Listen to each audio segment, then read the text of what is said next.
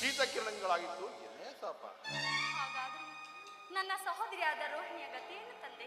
ಗತಿಗೆಟ್ಟು ನಿಂತಿರುವಳು ಗಂಡರ ಪಕ್ಕದಲ್ಲಿ. ಪಕ್ಕದಲ್ಲಿರುವ ಸಹೋದರಿಯರು. ಸಹೋದರಿಯರ ದ್ರೋಹ, ರೋಹಿಣಿಯ ಮೋಹ ಎರಡು ಎಣ ಮಾಡಿ ತಿಳಿಸಿತು ಕಷ್ಟವನ್ನು. ಕಷ್ಟಕ್ಕೆ ಕ್ಷಮೆ ಇಲ್ಲೇ ಮಾವನವರೇ? ಇಲ್ಲ ವಸುಂಧರ, ಇಲ್ಲ.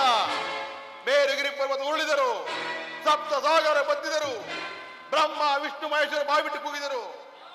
ಈ ದಕ್ಷಪತಿ ಅರಸನು ತನ್ನ ಮಹತ್ವಾಕಾಂಕ್ಷೆಯನ್ನು ಈಡೇರಿಸದೆ ಬಿಡನು. ಅದಿರಲಿ ಮಗಳಿ, ನಾನಿನ್ನು ಹೋಗಿ ಬರಲಿ. ಪಡಿಗಟ್ಟಲಾರೇನು ಪಿತನ ಆಶೀರ್ವಾದಕ್ಕೆ. ಆಶೀರ್ವಾದ ಮಸ್ತು, ಆಶೀರ್ವಾದ ಮಸ್ತು.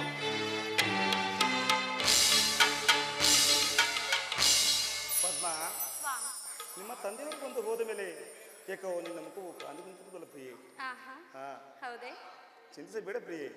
ಹಾ, ಅನ್ನೋದೇ ಕಾಲವನ್ನು ಕಳೆಯೋಣ. ಹಾಗೆ ಸ್ವಾಮಿ. ಗಾನಕೋ